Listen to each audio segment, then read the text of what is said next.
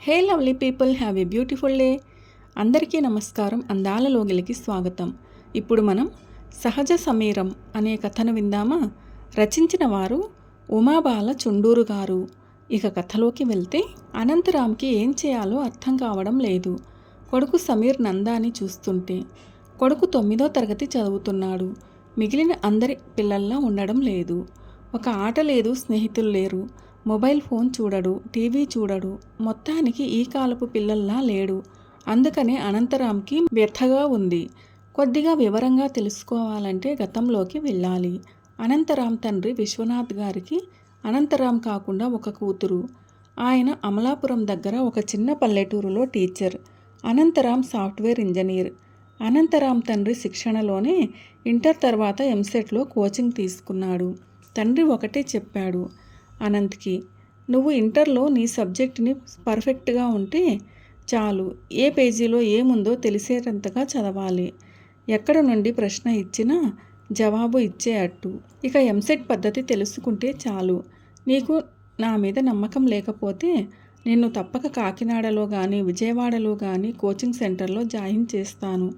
నేను డబ్బు ఆదా గురించి ఆలోచించి కాదు చెప్తోంది.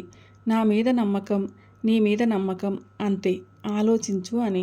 చిన్నప్పటి నుంచి తండ్రి గురించి తెలిసిన అనంత్, మీరు చెప్పండి నాన్న అని తండ్రికి వదిలేశాడు. తండ్రే అప్పుడప్పుడు టెస్టులు పెట్టేవాడు. ఫిజిక్స్, కెమిస్ట్రీ, మ్యాథ్స్లో తన శక్తినంతా ధారపోసి కొడుకు పరిణితి సాధించేలా తర్ఫీదు ఇచ్చాడు. కొడుక్కి రిలాక్స్ అయ్యే టైం కూడా ఇచ్చేవాడు. ఆటలకి పంపించేవాడు. కొడుకుని ధీటుగా తయారు చేశాడు.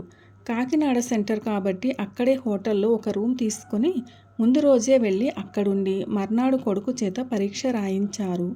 అద్భుతం ఏంటంటే కొడుక్కి ఎంసెట్లో 248వ ర్యాంక్ వచ్చింది. అందరూ ఆశ్చర్యపోయారు. కోచింగ్ సెంటర్ వాళ్ళు అందరూ వెనకబడ్డారు.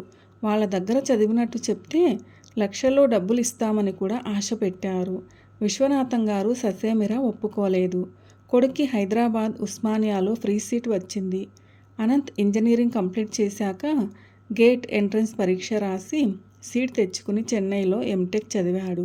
అనంత్కి మొదటి నుండి విదేశాల్లో చదవాలని లేదు. విశ్వనాథం గారు కొడుకు పై చదువు విషయం కొడుకు ఇష్టానికే వదిలేశారు. క్యాంపస్ ఇంటర్వ్యూలో అనంత్కి ముంబైలో సాఫ్ట్వేర్ కంపెనీలో ఉద్యోగం వచ్చింది. తర్వాత ఒక 2 కంపెనీలు మారిన అనంతరం హైదరాబాదులో ఉద్యోగం వచ్చింది. అనంత్ తన క్లాస్మేట్ పంజాబీ అమ్మాయిని వివాహం చేసుకుంటానంటే కూడా అభ్యంతరం లేకపోయింది విశ్వనాథం గారికి. కోడలు పంజాబీ అయినా వెజిటేరియన్ అవడంతో అస్సలు సమస్య లేకపోయింది. లేకపోతే ఆయన భార్యకి కొంచెం నచ్చచెప్పి ఒప్పించాల్సి వచ్చేది. అంతే. అనంత్కి ఒక కొడుకు, పేరు సమీర్ నంద. ఆ అబ్బాయి 2వ తరగతి చదువుతుంటే అనంత్ డైరెక్టర్ అవ్వడం వలన ఒక ప్రాజెక్ట్ మీద యుఎస్ పంపించారు. ఒక 2 ఏళ్ళు ఉండాల్సి రావచ్చు అక్కడ సుమారుగా అని చెప్పారు. అప్పటికి అనంత్ భార్య ఉన్మక్త 5వ నెల గర్భవతిగా ఉంది. 2 ఏళ్ల కోసం ఇక్కడ చదువు మానిపించి కొత్త వాతావరణంలో పిల్లాడిని ఇబ్బంది పెట్టడం ఎందుకని తన కొడుకుని తండ్రి దగ్గర ఉంచి వెళదామని అనంత్ అనుకున్నాడు. ఉన్మక్త కూడా తన ఆలోచనని సమర్థించింది. తన పేరెంట్స్ చండీగఢ్లో ఉంటారు. కొడుక్కి అది ఇంకా కొత్త వాతావరణం అవుతుందనుకుంది. తాతగారి ఇంటికి తరచూ వెళ్ళొస్తూ ఉంటాడు కాబట్టి తాత బామ్మలతో సమీర్కి కూడా బాగానే సాన్నిహిత్యం ఉంది. దాంతో వాళ్ళ దగ్గర ఉండేందుకు సమీర్కేమీ అభ్యంతరం లేకపోయింది. అనంత్ వాళ్ళు తండ్రి దగ్గర కొడుకుని నిశ్చింతగా వదిలి అమెరికా వెళ్ళిపోయారు. సమీర్ తాతగారి ఊళ్ళో స్కూల్లో చేరాడు. అప్పటికి ఆయనకి ఇంకో 2 ఏళ్ళు సర్వీస్ ఉంది. మనవడితో వాళ్ళకి కాలక్షేపం బాగా ఉండేది. సమీర్కి కూడా ఆ ఊరు, పరిసరాలు, పచ్చదనము, చెరువులు, కాలవలు బాగా నచ్చేశాయి. ఇంటికి వచ్చి హోంవర్క్ చేసుకుని బాగా ఆడేవాడు పిల్లలతో. ఈలోపు అమెరికాలో అనంత్కి ఆడపిల్ల పుట్టింది. విశ్వంబర అని తండ్రి పేరు కలిసి వచ్చే అట్టు పెట్టుకున్నాడు. విశ్వనాథం గారు ఓ 4 పిల్లలకి ట్యూషన్ చెప్పేవారు. తాతగారే మనవడి చదువు పర్యవేక్షించేవారు. ప్రత్యేకంగా ట్యూషన్స్కి వెళ్లకుండా స్కూల్కి మాత్రమే వెళ్ళొచ్చి రాత్రి 1 గంట చదువు, హోంవర్క్ చేస్తే సరిపోయేది సమీర్కి. స్వతహాగా చురుకైన వాడు కావడంతో ఎక్కువ కష్టపడాల్సిన అవసరం లేకపోయింది. కాన్సెప్ట్ని ముందుగా బాగా అర్థం చేసుకొని నీకు అర్థమైనది నువ్వు సొంతంగా రాయి, టీచర్ చెప్పినట్టే మక్కికి మక్కి పట్టి రాయనవసరం లేదు అని చెప్పేవారు ఆయన.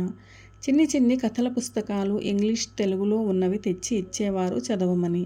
నెమ్మదిగా కథల పుస్తకాల నుండి మంచి మంచి పుస్తకాలు చదివే స్థాయికి వచ్చాడు. తర్వాత లైబ్రరీకి వెళ్ళి గంటలు గంటలు ఉండేవాడు సెలవు రోజుల్లో. అది అలవాటుగా మారిపోయింది సమీర్కి. అనంత్కి ఆఫీస్ పని పొడిగించారు. ఇంకో 3 ఏళ్ళు ఎక్కువ ఉండాల్సి వచ్చింది. ఫోన్లో మాట్లాడుతూ ఉండేవాడు కొడుకుతో, తండ్రితో. విశ్వనాథం గారు రిటైర్ అయిపోయారు. ఆయన దగ్గర చాలా పాత మోడల్ ఫోన్ ఉండేది. ఫోన్ మాట్లాడడానికి మాత్రమే పనికి వచ్చేది. కొత్త మోడల్ ఫోన్ కొన్నామన్నా ఆయన కొట్టిపడేసేవారు ఆ మాటని. ఇంట్లో ల్యాండ్లైన్ ఫోన్ ఉంది, బయటికి వెళ్తే ఈ ఫోన్ చాలే అనేవారు. సమీర్కి కూడా ఈ ఫోన్స్ మీద వ్యామోహం ఉండేది కాదు. సమీర్ 8వ క్లాస్కి వచ్చాక అనంత్ వాళ్ళు తిరిగి వచ్చేశారు హైదరాబాద్కి. ఆ ఏడాది ఎగ్జామ్స్ పూర్తి కాగానే సమీర్ని హైదరాబాద్ తీసుకొచ్చి మంచి ఇంటర్నేషనల్ స్కూల్లో 9వ క్లాస్లో వేశారు. స్కూల్ వాళ్ళు పెట్టిన ఎంట్రన్స్లో టాప్ అవర్గా రావడం, అనంత్ ఉన్న పొజిషన్ని బట్టి సమీర్కి ఈజీగానే సీట్ వచ్చేసింది. తండ్రిని తన దగ్గరికి వచ్చేయమంటే ఆయన ఇంకా కొంతకాలం పోయాక వస్తాంలే అని చెప్పారు. ఆయనకి ట్యూషన్స్, స్నేహితులతో కాలక్షేపం బాగానే అవుతోంది. ఒక పల్లెటూరులో దగ్గరగా ఒక 6 ఏళ్ళు ఉండి రావడం వలన సమీరే ఇంకా ఇక్కడ స్కూల్ వాతావరణానికి పిల్లలకి అలవాటు పడలేదు. స్నేహితులు ఎవరూ ఏర్పడలేదు. ఎలా తెలిసిందో, ఒక ఆదివారం తండ్రి బయటికి వెళ్ళినప్పుడు అబిడ్స్ వెళ్ళి అక్కడ రోడ్డు పక్కన అమ్మే సెకండ్ హ్యాండ్ పుస్తకాలు అన్నీ చూసి కొని తెచ్చుకున్నాడు. తండ్రి అలా ఎందుకురా, మామూలు షాప్కి వెళ్ళి కొనుక్కోవచ్చుగా అంటే, లేదు నాన్న, నాకు ఫలానా పుస్తకం కొనాలనే ఐడియా లేదు. అక్కడికి వెళ్ళి అన్నీ చూస్తూ పాత పుస్తకాలు కొనుక్కోవడం నాకు చాలా బాగుంది అన్నాడు. ఎలా వెళ్ళావు అంత దూరం? కారులో వెళ్ళలేదట కదా అంటే, సిటీని చూసి చాలా ఏళ్ళయింది కదా, ఒకసారి అంతా చూడాలనిపించింది. మెట్రోలో కొంత దూరము, ఆర్టీసీ బస్సులో కొంత దూరము, నడుచుకుంటూ కొంత దూరము వెళ్ళాను. అలా జనాల్ని చూసుకుంటూ వెళ్తే బాగుంది. వచ్చేటప్పుడు క్యాబ్లో వచ్చేసాలే అన్నాడు. అనంత్ ఏమీ మాట్లాడలేకపోయాడు. ఏ రచయిత పుస్తకాలు బాగుంటాయో తండ్రికి చెప్పేవాడు సమీర్. తెలుగులో శ్రీశ్రీ, తిలక్ ఇష్టమనేవాడు. శ్రీశ్రీ కవితలు కొన్ని నోటికి వచ్చని కూడా చెప్పాడు. హ్యారీ పాటర్ బుక్స్ చదివావా అని అడిగాడు అనంత్. సాధారణంగా ఆ వయసు పిల్లలు ఆ పుస్తకాలు చదివారని విని ఉన్నాడు అనంత్. అందుకే అడిగాడు. నాకు తెలీదు నాన్న, బాగుంటాయా అవి? ఈసారి కొనుక్కుంటా అన్నాడు. ఏ హీరో ఇష్టంరా అంటే, ఏ సినిమా బాగుంటే ఆ సినిమాలో హీరో ఇష్టం అనిపిస్తాడు అని చెప్పేవాడు. అమీర్ ఖాన్ సినిమాలు బాగుంటాయి అంటాడు. రణధీర్ కపూర్ అందంగా ఉంటాడు, మంచి ఫిజిక్ అని చెప్పాడు. తన సహోద్యోగులు అందరూ తమ పిల్లలకి ఫోన్కి, ఐప్యాడ్కి, టీవీలకి బానిసలైపోయారని, వీడియో గేమ్స్, ఇంటర్నెట్లో మునిగి తేలుతున్నారని బాధపడేవారు. మరి సమీర్ ఏజ్ పిల్లలు అలా ఉంటే వీడెందుకు ఇలా ఉన్నాడని అనుకునేవాడు. వీడు సరైన దారిలోనే వెళ్తున్నాడా? నేను నాన్నగారి దగ్గర ఉంచి తప్పు చేశానా? ఈ పోటీ ప్రపంచంలో వీడు నెగ్గుకు రాగలడా అనిపించేది అనంతరామ్కి. నా గురించి నాన్న కూడా ఇలా అనుకుని ఉంటారా? ఈసారి కలిసినప్పుడు ఈ విషయం నాన్నగారితో స్వయంగా మాట్లాడాలి అనుకున్నాడు అనంత్. అలా అని చదువు విషయంలో సమీర్ వెనుకబడి ఉండేవాడు కాదు. మంచి మార్కులే వచ్చేవి. ఆటల్లో ఫుట్బాల్ ఇష్టపడేవాడు. కోచింగ్కి వెళ్ళరా అంటే, కోచింగ్ ఎందుకు నాన్న, కొద్ది రోజులు ఆగండి, నేను ఒక టీంని తయారు చేసి ఆడుతాను కదా అనేవాడు. టీవీ పెడితే చూడకుండా ఏదో పుస్తకం చదువుతూ ఉండేవాడు. ముఖ్యంగా ఆగస్టు 15కు, రిపబ్లిక్ డేలకు, స్కూల్లో జరిగే ఏ సెలబ్రేషన్కి వెళ్ళేవాడు కాదు. ఎందుకురా అంటే, అబ్బా ఎండలో చాలాసేపు నిలబడాలి నాన్న, హాయిగా ఇంట్లో కూర్చుని ఒక బుక్ చదువుకుంటే హాయిగా ఉంటుంది నాకు అంటాడు. స్కూల్లో ఏ ప్రోగ్రామ్స్లో పాల్గొనకపోవడం వల్లనేమో ఆ రోజుల్లో స్కూల్కి వెళ్ళకపోయినా టీచర్లు గమనించలేదో ఏమో అనుకునేవాడు అనంత్. స్విమ్మింగ్ నేర్చుకోరా అంటే, నేర్చుకోవడం ఏంటి నాన్న, నేను తాతగారి ఊళ్ళో కాలవల్లో ఈత కొట్టాను. నేను 4వ క్లాసులో ఉండగానే నేర్చుకున్నాను అన్నాడు. ఒకరోజు తోటమాలితో మాట్లాడుతుంటే చూశాడు సమీర్ని. తర్వాత ఎప్పుడో మాలిని అడిగాడు అనంత్, ఏమంటున్నాడు మా అబ్బాయి అని. అనంత్కి అందరి దగ్గర నుండి కొడుకు మీద అభిప్రాయం తెలుసుకోవాలని ఉంటుంది. మా పిల్లలు ఏం చదువుతున్నారని అడిగారండి బాబు. నేను చెప్పాను, గవర్నమెంట్ స్కూల్లో బాబు, అక్కడ వీళ్ళే శ్రద్ధగా చదువుకోవాలి, టీచర్లు అంతా పట్టించుకోరు, మాకేమో వాళ్ళేం చదువుతున్నారో తెలియదు అని. బాబుగారు అన్నారు, ఏ స్కూల్ అయినా మంచిదే, స్కూల్ని బట్టి చదువు ఉండదు. ఎవరైనా ఎక్కడైనా ఎవరికి వాళ్ళు చదువుకోవాలి అన్నారండి. వాళ్ళకి ఏమైనా తెలియకపోతే నా దగ్గరికి తీసుకురా, నే చెప్తా అన్నారండి అన్నాడు. అయ్య బాబోయ్, చిన్నాయనైనా పెద్ద ఆలోచనలండి అబ్బాయి గారివి అన్నాడు. అనంత్కైతే సమీర్ తెలుగు సినిమాల్లో ముదిమాటలు మాట్లాడే బాలనటుడిలా అనిపించాడు. నాన్న, నాకు ఇది కావాలి కొనవా అని అడుగుతాడేమో అని చూసేవాడు అనంత్. ఏమీ అడిగేవాడు కాదు. అదేంటో ఇవన్నీ చూసి అనంత్కి దిగులు పట్టుకుంది. సైకాలజిస్ట్ని కలుద్దామా అన్న ఆలోచన కూడా వచ్చింది. కానీ తమాయించుకున్నాడు. భార్యతో చెప్తే ఆమె అతని మాటలు కొట్టిపడేసింది. నాతో బాగానే మాట్లాడుతాడు, స్కూల్లో విషయాలన్నీ చెప్తాడు, విశ్వతో ఆడుతాడు. నందు విషయంలో నాకేమీ భయం లేదు. వాడికి హిందీ వచ్చు, పంజాబీ అర్థం చేసుకుంటాడు. మా అమ్మా నాన్నలతో కూడా కొంచెం కొంచెం మాట్లాడుతాడు. తెలుగు ఇంగ్లీష్ ఎలాగూ వచ్చు. వాడు బాగానే ఉన్నాడు. చిన్నవాడు వేరే వాతావరణంలో అడ్జస్ట్ అవ్వడానికి టైం పడుతుందిలే, నువ్వు ఎక్కువ ఊహించుకోకు అనేసింది. ముక్త అంతే, అన్నీ తేలికగా తీసుకుంటుంది అనుకున్నాడు అనంత్. ఇలా ఉండగా ఒకరోజు అనంత్కి స్కూల్ ప్రిన్సిపాల్ ఫోన్ చేసింది, ఒకసారి వచ్చి కలవమని. అప్పటికప్పుడు ఆఫీస్లో చెప్పేసి భార్యని తీసుకొని మరీ వెళ్ళాడు అనంత్. కొడుకు గురించి ఏం చెప్తారో అని ఆందోళనగా ఉంది అనంత్కి. తను అనుకున్నట్టే వీళ్ళు చెప్తే ఏం చేయాలో అని కంగారుగా కూడా ఉంది. ప్రిన్సిపాల్ వాళ్ళిద్దరినీ కూర్చోమంది. వాటర్ కావాలా అని అడిగింది. స్టార్ట్ చేసింది చెప్పడం. చూడండి అనంత్, మీరిద్దరూ రావడం మంచిదయింది. మీ అబ్బాయి సమీర్ నందా గురించి మాట్లాడాలి. మీ వాడు చురుకైన వాడే, బాగా చదువుతాడు, బుద్ధిమంతుడు. అయితే అన్నింటికీ లాజిక్గా ప్రశ్నిస్తాడు. టీచర్ డిక్టేట్ చేసింది రాయడు ఎగ్జామ్లో. తను ఓన్గా రాస్తాడు. ఏ ప్రశ్నకైనా ఆన్సర్. అడిగితే తప్పు రాశానా టీచర్ అని అడుగుతాడట. తప్పు కాకపోయినా అందరూ ఒక పద్ధతిలో ఉంటే ఇతనొక్కడు వేరేలా ఉండటం ఏంటి? అసలు ఈ ఎగ్జామ్స్ ఎందుకు టీచర్ అంటాడట. ఒక్క రోజులో చదివి పాస్ అవ్వచ్చు, ఒక వారం చదివితే ఫస్ట్ క్లాస్లో కూడా పాస్ అవ్వచ్చు. వీటి ద్వారా ఎలా డిసైడ్ చేస్తారు స్టూడెంట్ ఎబిలిటీని అంటాడట. మీరు ఇయర్ అంతా అన్ని సబ్జెక్టుల్లో పర్ఫార్మెన్స్ని బట్టి నెక్స్ట్ క్లాస్కి పంపించండి. ఈ పరీక్షలు ఇదంతా ట్రాష్, శుద్ధ వేస్ట్ అన్నట్లు వాదిస్తాడట. వచ్చే సంవత్సరం 10th వస్తాడు. అదొక బెంచ్ మార్క్ లైఫ్లో. మేము చెప్పినట్లు విని ఎగ్జామ్లో రాస్తే బాగుంటుంది. అన్నట్లు మీ వాడికి బయట ట్యూషన్ ఉందా అని అడిగింది ఆవిడ. లేదు అన్నారు ఇద్దరు. అవునా అని ఆశ్చర్యపోయింది ఆవిడ. నేను మీ అబ్బాయి గురించి తెలుసుకున్నాను ప్రత్యేకంగా. ఇండిపెండెన్స్కి రాడు, రిపబ్లిక్ డేస్కి రాడు, ఏ స్కూల్ ఫంక్షన్కి రాడు, వేరే యాక్టివిటీస్లోనూ పార్టిసిపేట్ చేయడు అంటూ ఫిర్యాదు. క్లాస్ టీచర్ వచ్చింది ఈలోపు. ఆమెని అడిగారు క్లాస్లో ఎలా ఉంటాడు అని. ఆమె ఏమీ కంప్లైంట్గా చెప్పలేదు. పాఠాలు శ్రద్ధగా వింటాడట, సందేహాలు అడుగుతాడట, ఇద్దరు ముగ్గురితోనే బాగా ఉంటాడట, అమ్మాయిలతో కూడా మాట్లాడతాడట. సహ విద్యార్థుల నుండి కూడా సమీర్ మీద ఏమీ కంప్లైంట్స్ లేవని చెప్పింది టీచర్.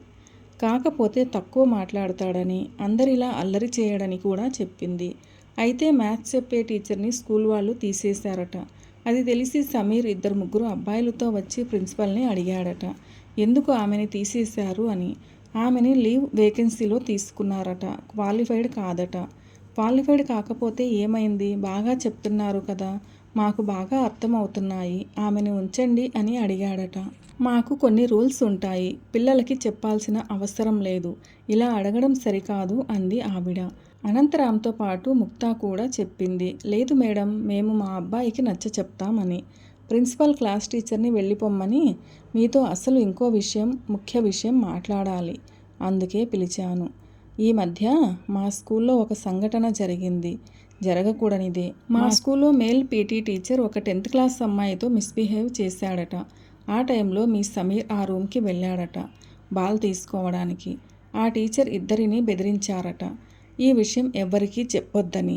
ఆ అమ్మాయి ఏడుస్తుంటే ప్రిన్సిపల్కి చెబుదాం, ఏం భయం లేదని ఆ అమ్మాయికి ధైర్యం చెప్పి సమీర్ ఆ అమ్మాయిని తీసుకుని నా దగ్గరికి వచ్చాడు. ఆ అమ్మాయి జరిగిన విషయం చెప్పింది. మేము వెంటనే ఆ టీచర్కి వార్నింగ్ ఇచ్చి టర్మినేట్ చేసేసాం.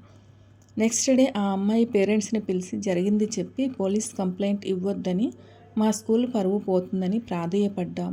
ఇక ముందు ఇలా జరగకుండా చూసుకుంటామని చాలా నచ్చజెప్పాం. వాళ్ళు వినకుండా వాళ్ళ అమ్మాయికి మా స్కూల్ నుంచి టీసీ తీసుకుని వెళ్ళిపోయారు. మేమెంత చెప్పినా వాళ్ళు ఈ స్కూల్లో ఉంచడానికి ఇష్టపడలేదు. ఇది దురదృష్టకర సంఘటన. అయితే మీ అబ్బాయికి ఈ విషయం తెలుసు. స్టూడెంట్స్లో ఇంకెవరికీ తెలీదు. మీ సమీర్ నందా ఎవరికీ చెప్పకుండా మీరు చూడాలి. అది మీ బాధ్యత. ప్లీజ్ మాకు హెల్ప్ చేయండి. వేరే పిల్లాడు ఎవరైనా అయితే నేనే పిలిచి భయపెట్టేదాన్ని. కానీ ఈ విషయం తెలిసినవాడు మీ అబ్బాయి. తన మనసుకు నచ్చిందే చేస్తాడు తప్ప మేము చెప్పింది వినడు. అందుకే మిమ్మల్ని పిలిచాను అంది ఆవిడ. 2 నిమిషాలు కళ్ళు మూసుకుని తెరిచి చెప్పాడు అనంత్ స్పష్టంగా. మీరు ఈరోజు మమ్మల్ని పిలిచి మా వాడి గురించి చెప్పడం చాలా మంచిదయ్యింది. ఈరోజు నాకు అద్భుతమైన రోజు. ఇంతకాలం నన్ను ఒక సందేహం పీడిస్తూ ఉండేది. మా సమీర్ అందరి పిల్లల్లా ఉన్నాడా, తేడాగా ఉన్నాడా అని. మా నాన్నగారి దగ్గర ఉంచి తప్పు చేశానా అని కూడా. ఈరోజు నాకు చాలా సంతోషంగా ఉంది. నా కొడుకు అందరు పిల్లల్లాగే ఉన్నాడు. ఒక అడుగు ముందుకే ఉన్నాడు. వాడు ప్రశ్నిస్తున్నాడు. అది చాలు నాకు. తెలివిగా ప్రశ్నిస్తున్నాడు. ప్రశ్నించటానికి భయపడడం లేదు.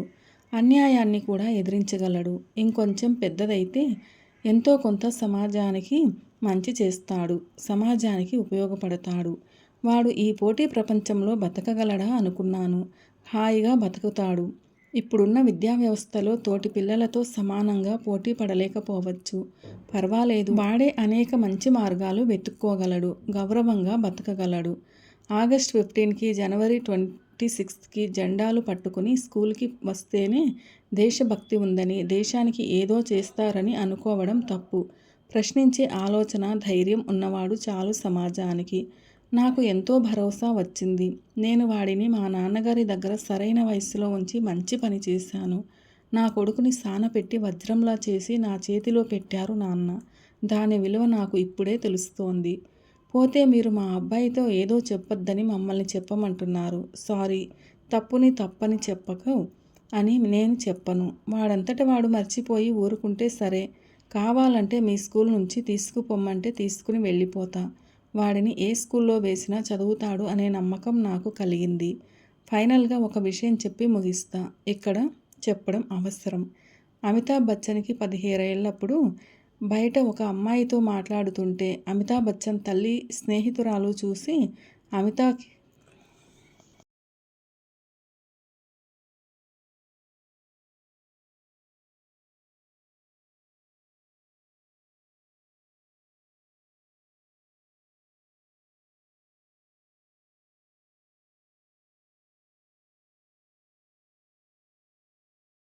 అమితాబ్ తల్లికి చెప్పిందట, మీ అబ్బాయి ఎవరో అమ్మాయితో మాట్లాడుతున్నాడు జాగ్రత్త అని.